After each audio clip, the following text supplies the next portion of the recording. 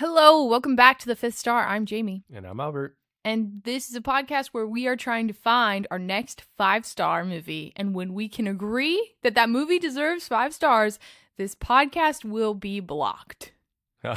Nice. All right, so on this episode, we're back to movies again. I feel like we've been a little bit distracted by the Oscars and TV shows and things like that, but we are reviewing Didi, which came out last year. Yep. And it is a coming-of-age story of a 13-year-old Taiwanese-American boy growing up in California in 2008. So we'll get into that, but first, we wrote down what we gave the movie out of 5 stars on the other side of this whiteboard. We will guess what each other gave it. I'm going to guess that you gave it a 4.0. And I'm going to guess you gave it a 3.0. Okay. 3.0. And if this is your first time with us, what we always do is we do our initial spoiler-free thoughts. Yep. And then we reveal our scores, and then we go into spoilers. Yes. So, Jamie, what did you think of Didi?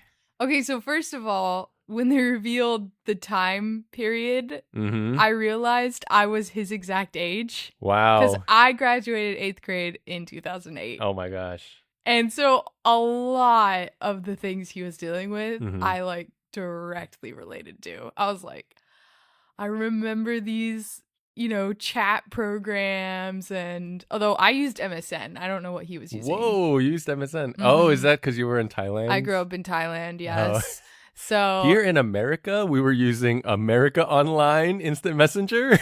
I never used that. Oh, you never did. But the whole MySpace thing, and then the old Facebook and the old YouTube, and just all of these references, even like the screensaver on the desktop, I was like, that takes me immediately back to, and Windows XP and all that stuff. Yeah, it was Windows XP. It's just so weird. Although I think Vista came out after that, so he was a little bit retro. Okay. I think. But yeah, it's just so weird. And I also could relate because since I grew up in Thailand and basically all of my friends were Asian, I was like the only white kid. And so I feel like I got stereotyped a lot as like a white kid. Oh. But it's still so different. It's still different because it seemed like, I don't know, he was going through an identity crisis sort of being an Asian in America. But at the same time, a lot of his friends were also Asian and also in his same boat. So I don't know. But I'm curious to hear how you felt. So as an Asian American. Yeah, so I am Korean American growing up in New York City at this time. But I identify with so much of what he was going through. I mean, part of me thinks, maybe it's because I'm also Asian American growing up in America. But I do feel like this movie really tapped into kind of the adolescence going through puberty in a universal way. It did, yeah. I feel like other people could also relate to. Yeah. So it didn't seem, there were specific things about him being Asian and him kind of thinking about how he's presenting himself to other people around him. But it really did feel more universal, and I think I appreciated that about it. Yeah, I agree. And it was also super nostalgic. I agree. Like, even though I'm maybe 10 years removed from kind of what, I don't know exactly how many years, but I also did grow up when I was in high school. That's when AOL was the thing, and we were like AIM.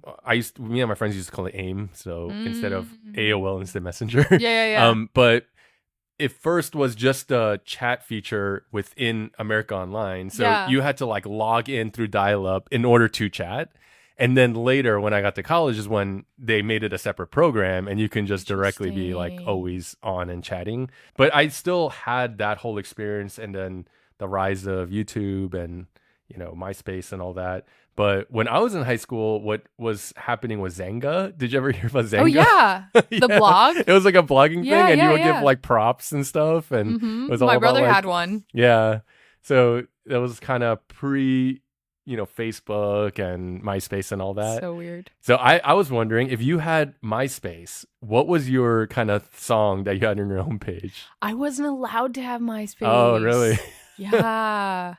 But it probably would have been something really stupid. Yeah. It probably would have been a really dumb Backstreet Boys song poppy or something. song. No, I didn't listen to them. Okay. Oh, you know what? I really liked Simple Plan. Oh, okay. It would have been I'm just a kid. Yeah, so I didn't have MySpace because it was kind of I was aged out at that point, I think. Do you remember what your first screen name was for Messenger, chat, MSN? I don't know how MSN worked with names and stuff. It hasn't changed. Okay. It's still Jamie Dorea. Oh, really? You guys just did your full name? Yeah. Oh, boring. It's never changed my whole life. So the whole thing about the names that they use, you know, in like the movie? Meow, Kitty, X, whatever, like that whole thing, that was like such a real thing. True. And, you know, ever since the earliest one I can remember. Do you remember yours? I do have one. Okay. I forgot. For MSN, I had to make a Hotmail account. Okay. Or I think it was Hotmail. Mm-hmm. It was...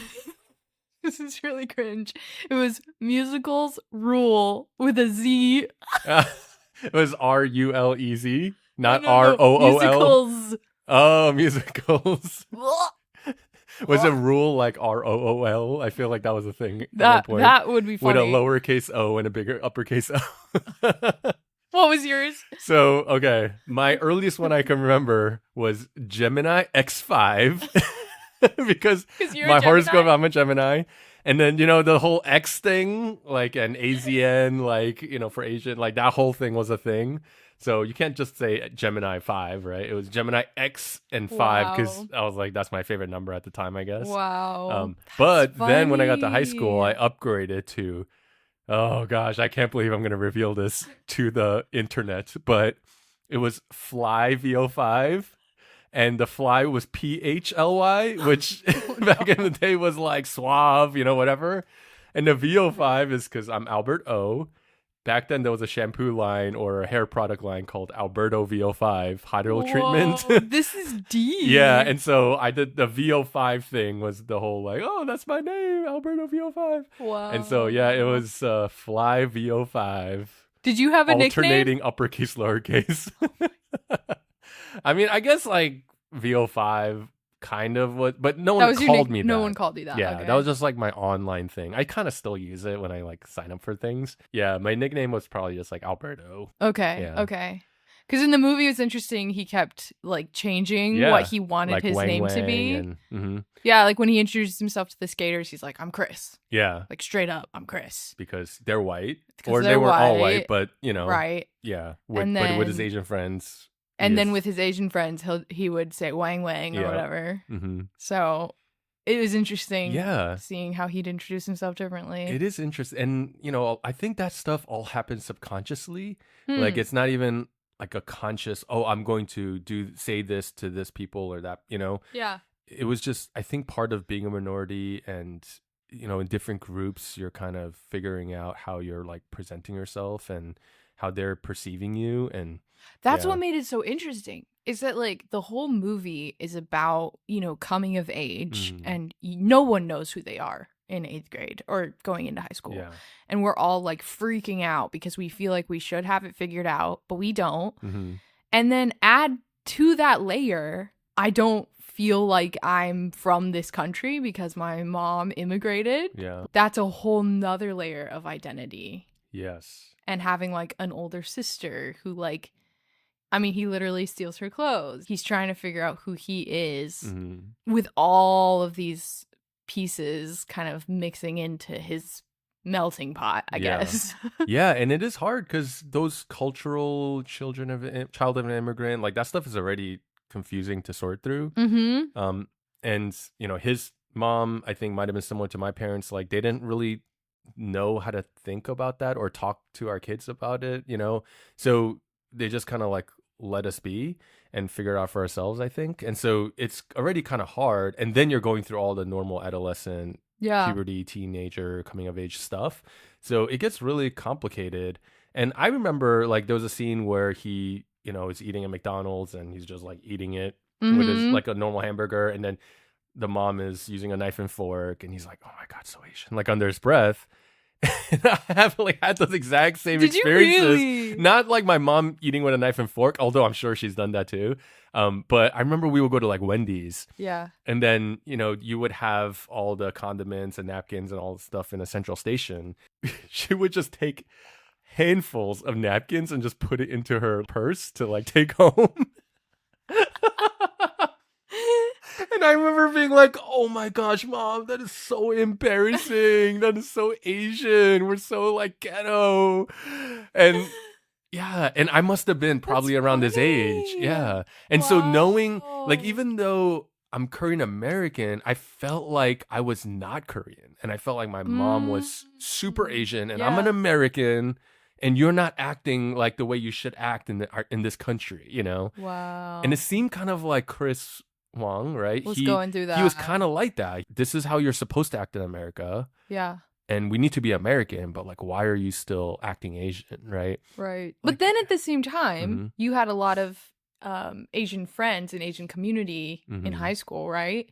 So were you still like embracing that as well? So there's like two sides? So, I grew up in New York City where there are a lot of Asians. He grew up in Fremont, where I'm not sure where that is in relation to like LA, Orange County, or which county he's in, but I'm guessing he was still kind of around fairly a decent number of Asian people. There were a lot of like just different ethnicities represented in the movie, right? Yeah. Yeah. And so I think that definitely helped, but I still had to go to the convenience store and, I still had to, back in those days, like I had people in convenience stores or other people just like straight up telling me or my dad, like, go back to your own country and things like that. So even though you're in that kind of community, you can't be totally isolated. Yeah. You're still in America and there's still other people from other cultures and ethnicities that you're like rubbing shoulders with. Yeah. So I think you still have to figure all those things out. Right. It wasn't like, oh, I don't need to think about it because everyone is just like me all the time. Yeah. And even though my high school was at the time like half Asian, the other half was like white and Black and Hispanic and other nationalities. So yeah, it is kind of interesting like having to process and go through that stuff. But I thought the movie did such a good job of really unpacking what it felt like. And there is the element of a boy with an older sister. So I don't have an older sister. You have older siblings, right? Did you have that kind of sibling rivalry and go through all of that kind of stuff? I wouldn't say rivalry. I would more so say like, yeah, we did not fight like that. Yeah, it was intense. That was a lot. And like my parents would not have let us call each other names like that. But I did look up to my older siblings a lot. I wanted to be like them in many ways. Did you steal their clothes? I don't remember. Maybe.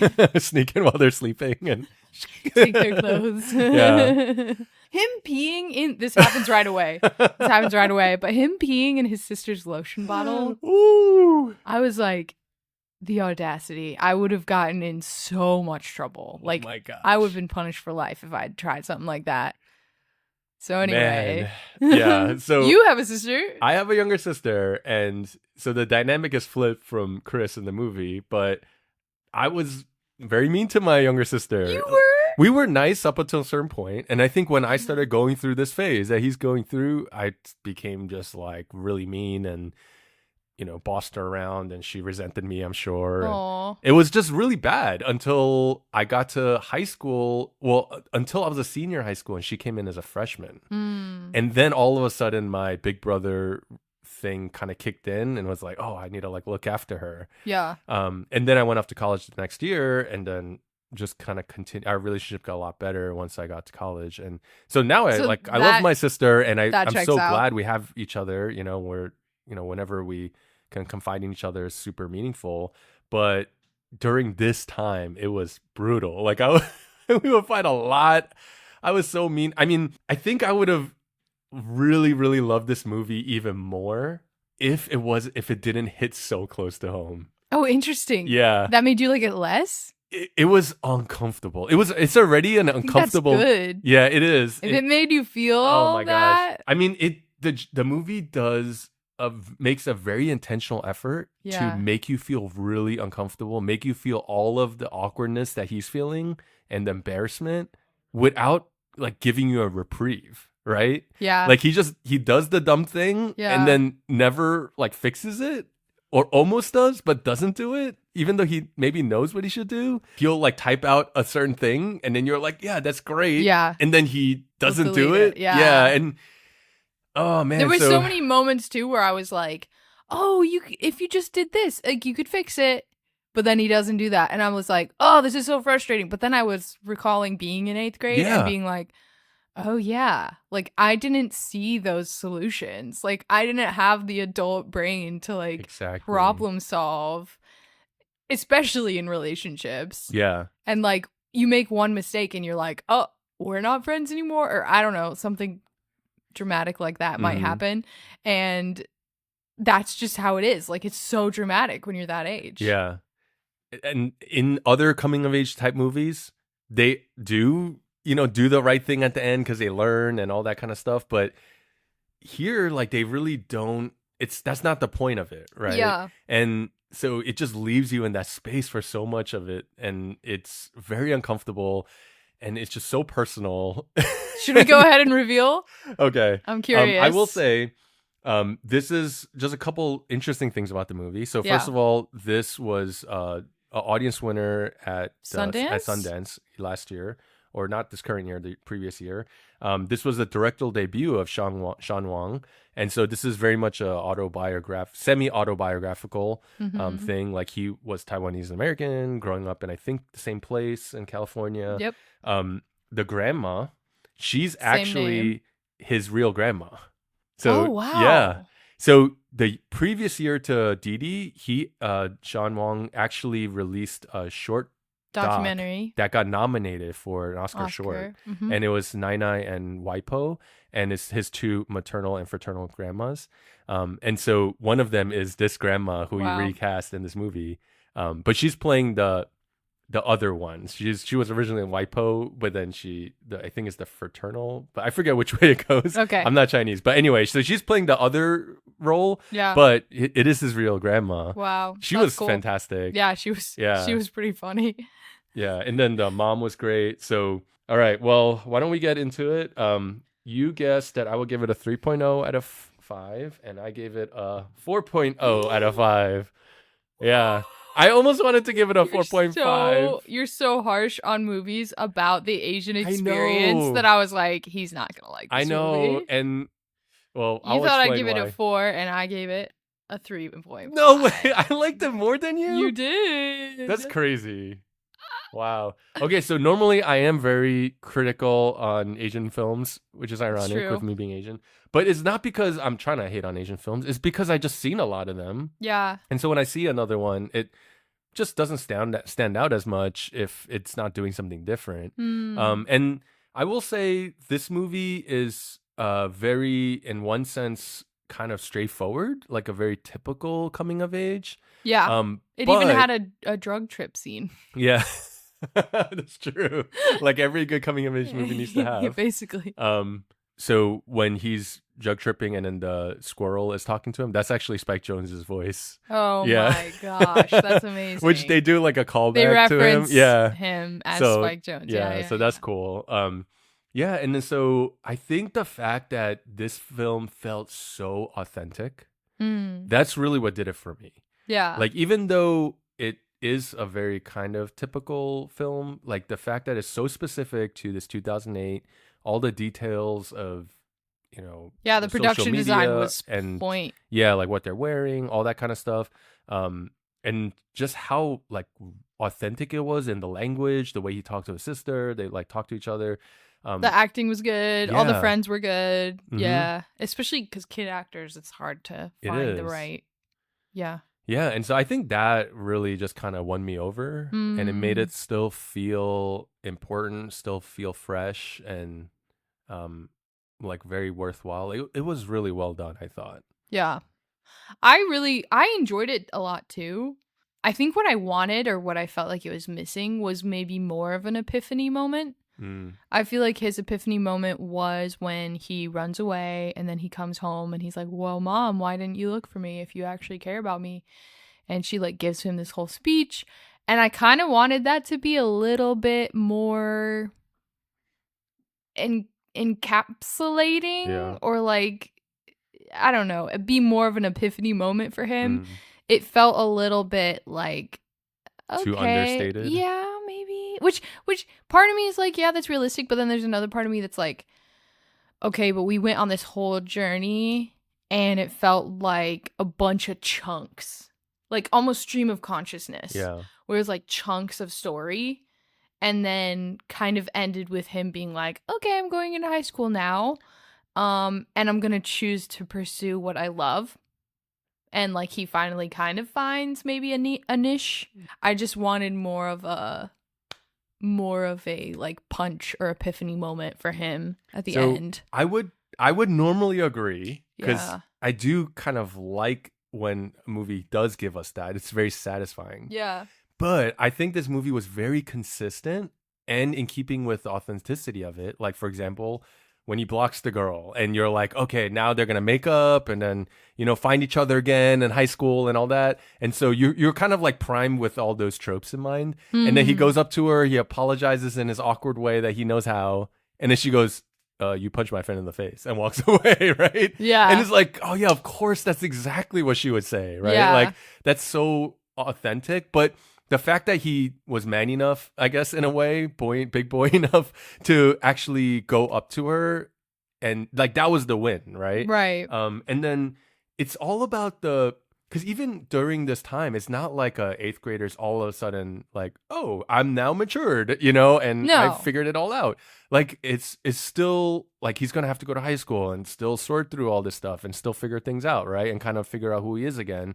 But what we get is instead these little moments of genuine connection between him and his sister when she's leaving. And it's like this awkward looking at each other. Who's going to make a move? Is someone going to, and then she just, as the big sister, gives the hug and he takes it. He doesn't push her away, right? Yeah. So they have like that moment. Or like the, when she drives him, somewhere or whatever. And then like with the mom, like on the bedside. But the ending of the movie, like how you have her just looking at him like longingly and him just kind of like letting her just sit there and not being mean to her.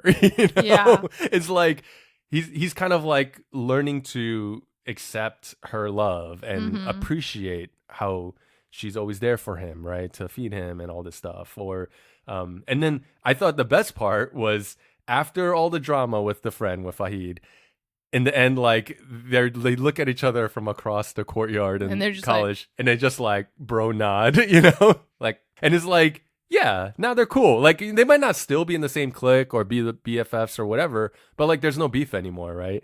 And that's like such a guy thing. Like I don't know, I can't explain it, but that's just like how guys like squash things sometimes, and we're just like, you just do the head nod, and it's like, okay, yeah, now we're good. you know? Yeah.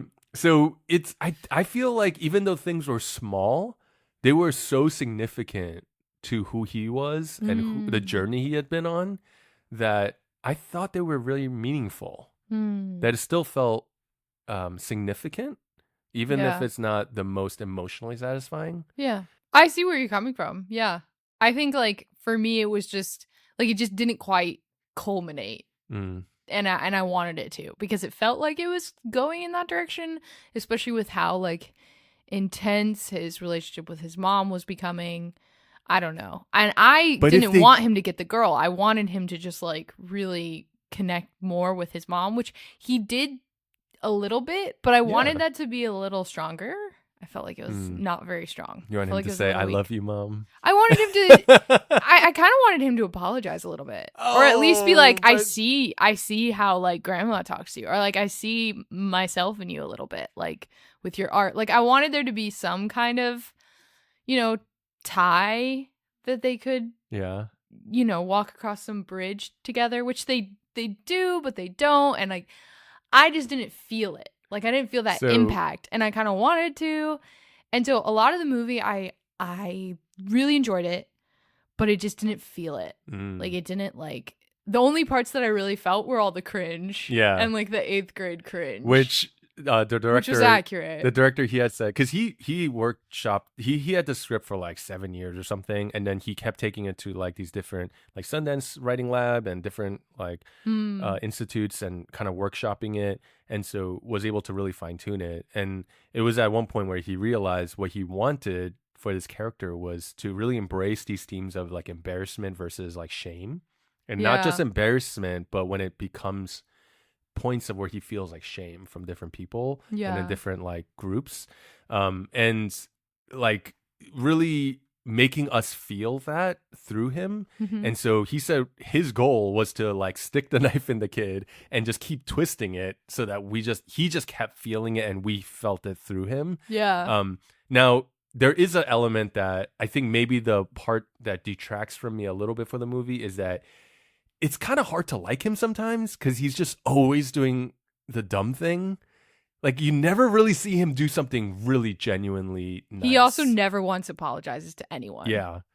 And so there is that element of it that makes it a little harder to really connect and sympathize wholeheartedly. Yeah. But I do wonder if there is a cultural element to this, like family dynamics. In my family, we pretty much never would apologize. Like we would fight, and then like my mom would make me my favorite meal. Like, that was but her she would way never, of apologizing. but I don't remember her like looking at me in the eye and saying, "I'm so sorry." But did like, you ever apologize to your friends? I mean, maybe to friends, yeah, it's different, but like with parents, like there was so much, even to this day, like there's stuff that's not been said that hasn't been fully unpacked, and we just kind of accept it as it is, right? And move on and still accept each other and love each other. And I think it would have been very unauthentic if he like just suddenly apologized. Like it just like wouldn't have well, seemed I don't know. real. I kept expecting him to. I kept being like, oh, he's about to say, like, I really expected him to say sorry to the girl.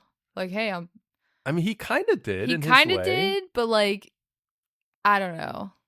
Like, did you? And I also expected him to say sorry to. Well, yeah, I definitely expected him to say sorry to his mom. Yeah. Like, if you fought with your parents, like, would you apologize at that stage? Like, did your family express that verbally? I don't think I ever did something as crazy as him when I was. I don't think I ever like yelled at my parents like that before. So, but I don't know. Maybe I feel like I would have. But I guess it is like maybe it is a cultural thing. Yeah, maybe it's just a cultural difference. I think there is an element of like you just don't really say your feelings out loud like that a lot of times, unless they're negative feelings. Maybe.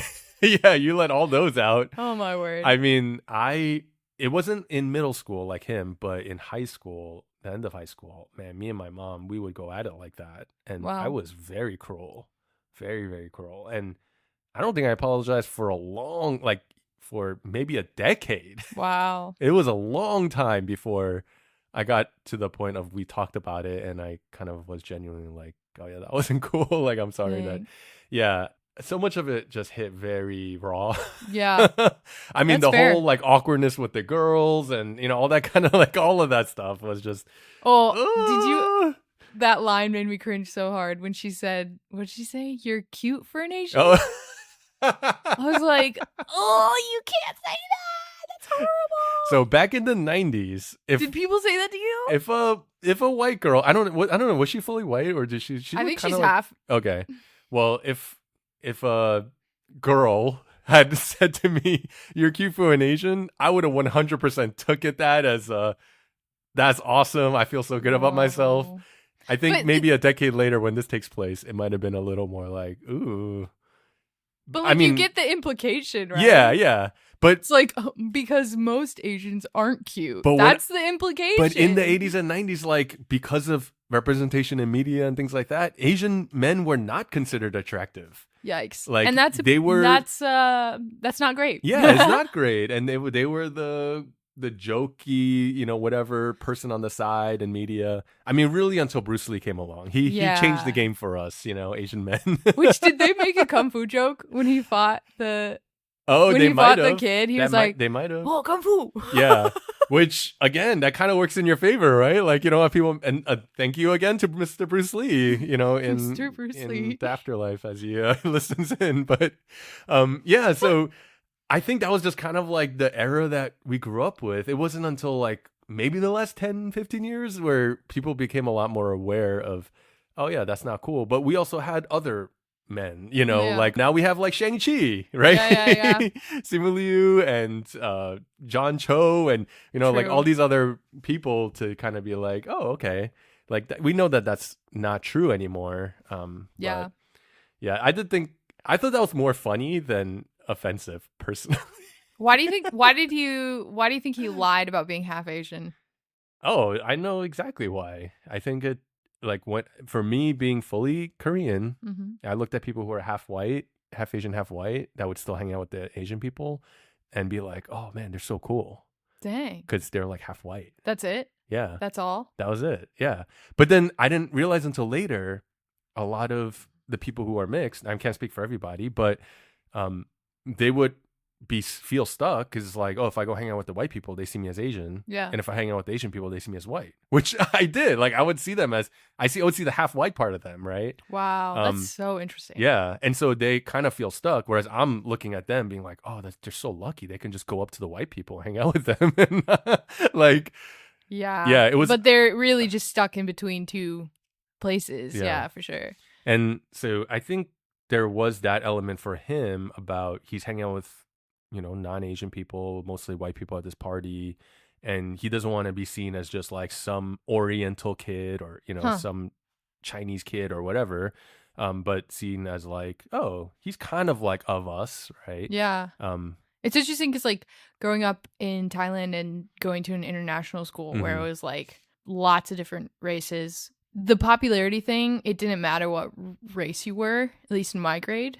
It like all was about confidence and charisma.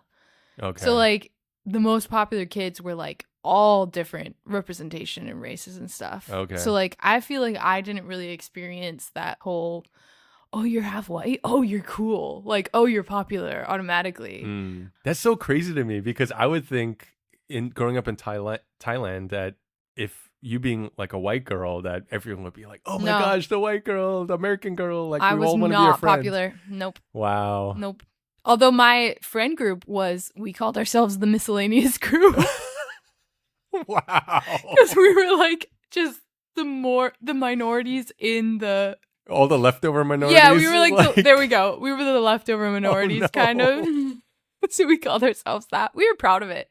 We embraced it. You know, I think as long as you own it, like, and you got to make those things your own, and then no one can hurt you with those words anymore, right? Oh, no.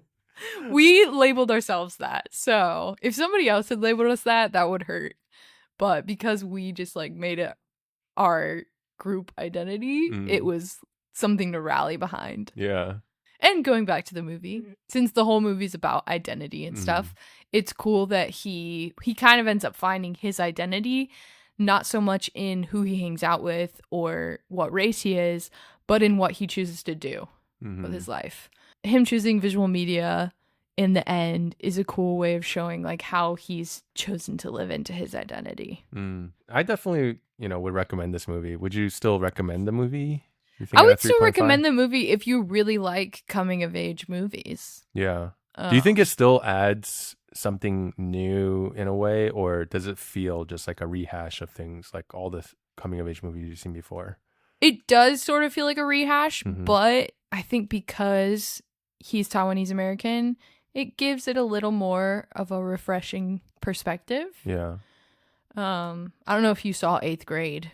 No. It's similar to, like, 8th Grade is similar to this movie. Okay. Directed by Bo Burnham. Is that like a white girl? It's a white girl. Okay. So it's just like very from the Asian similar perspective. Yeah.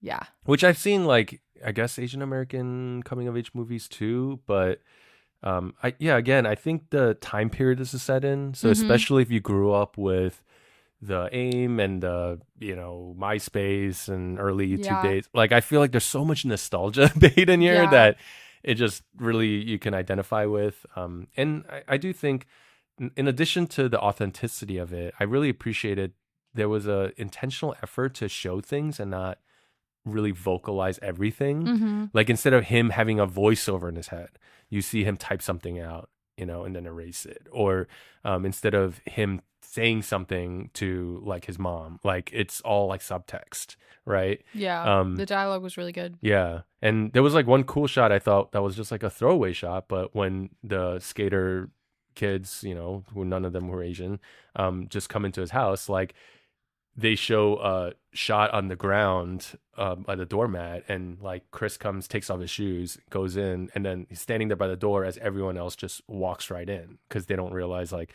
oh, you should take off your shoes in an Asian household, right? I didn't even notice that. Yeah, and then they just like show that shot, and it just goes right by without him having to say like, oh, can you take off your shoes? But like what he's thinking. He's thinking, my parents are gonna say something about like mud around the house, or but he's not gonna say something because he doesn't embarrass himself. Yeah. So those kinds of things of visual, like show don't tell, I thought Sean Wong did a really good job of that. Yeah. I look forward to what this director is gonna do next. I think my only concern was that because this is so personal, what's the next thing? Is there something like, how do you tell a story that's totally fictitious? If you're only used to telling if you're only telling your own story. But like, I don't think I could have told a movie about my childhood like this well, right? So it's still really artfully done, I thought. So yeah, I still think 4.0. I think I feel like you're being a little hard on the movie, but I think like because because I have seen other coming of age movies that have all the same tropes, and I think this movie did a really good job as a coming of age movie, but it's not something that I think I'd watch again, and I would only recommend it to a very particular audience. Like if you're an Asian boy, or just if you really enjoy coming of age or like dialogue heavy type. Yeah. All right. Well, hopefully you guys got to see it, and let us know what you think.